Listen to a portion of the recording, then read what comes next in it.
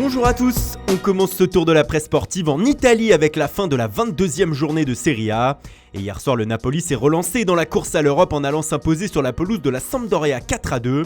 Pour le quotidien local napolitain Il Mattino, cette deuxième victoire consécutive en championnat permet aux hommes de Gennaro Gattuso de revenir à toute vitesse sur les équipes luttant pour une place en Ligue Europa, à confirmer dès dimanche contre Lecce désormais.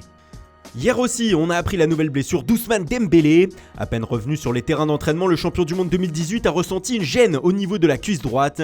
Il a dû quitter ses partenaires prématurément durant la session d'entraînement.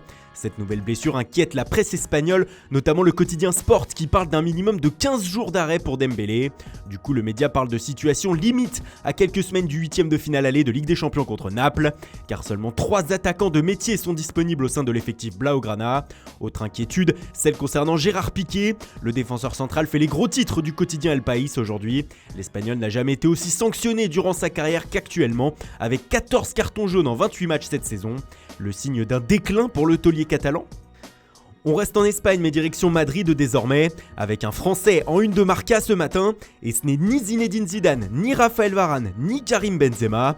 Pour le quotidien, le préparateur physique du club Grégory Dupont fait des miracles. Il a réussi à mettre dans la forme de leur vie certains joueurs comme Valverde, Casemiro, Ferland Mendy, Toni Kroos ou encore Sergio Ramos. Et pour le média, c'est grâce à cette préparation physique au top que le Real est désormais seul leader de la Liga. On file en Angleterre où un Espagnol fait la une ce mardi matin. Il s'agit du gardien de Chelsea Kepa Arrizabalaga. Selon le Daily Express et plusieurs autres tabloïds britanniques, le portier est en conflit ouvert avec son coach Frank Lampard. Et ce dernier lui aurait déjà indiqué, comme à sa direction, qu'il voulait s'en débarrasser l'été prochain. Le coach anglais voudrait aller récupérer le gardien de Burnley, Nick Pope, pour remplacer Kepa, ce qui promet une deuxième partie de saison tendue à Chelsea.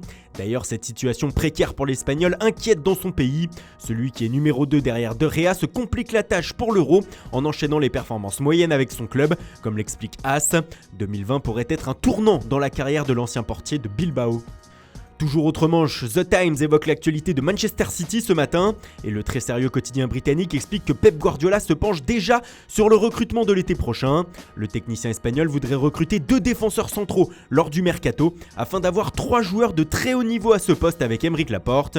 Otamendi étant sur la fin et John Stones souvent blessé, Guardiola s'inquiète du nombre de buts encaissés par son équipe cette saison. Et selon le Daily Mail, les problèmes s'accumulent pour Guardiola. Le tabloïd rapporte que le vestiaire des Citizens, et notamment les cadres, aurait demandé des explications à leur coach concernant son turnover trop élevé. L'Espagnol n'a jamais aligné le même 11 2 fois consécutivement cette saison, d'où les critiques de certains joueurs qui ont besoin d'enchaîner les matchs. La discussion se serait avérée constructive et désormais tout le club est tourné vers le 8e de finale de Ligue des Champions contre le Real Madrid. Et on termine par Kylian Mbappé qui fait encore la une de France Football ce matin. Le prodige français est au centre du monde pour le magazine qui a effectué une tournée aux 4 coins de la planète pour mesurer la popularité du champion du monde 2018.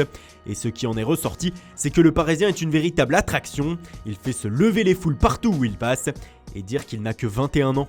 Voilà, c'est tout pour aujourd'hui. Merci pour votre fidélité, bonne journée à tous et rendez-vous dès demain matin pour une nouvelle revue de presse.